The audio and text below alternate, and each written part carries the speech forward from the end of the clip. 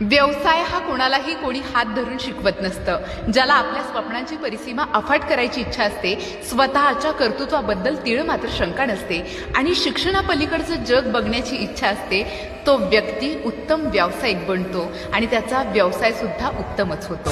जिगर अस्मानी लढा दिसू दे पाणी झटक्यात फिरू दे डाव नवा शर्फीचा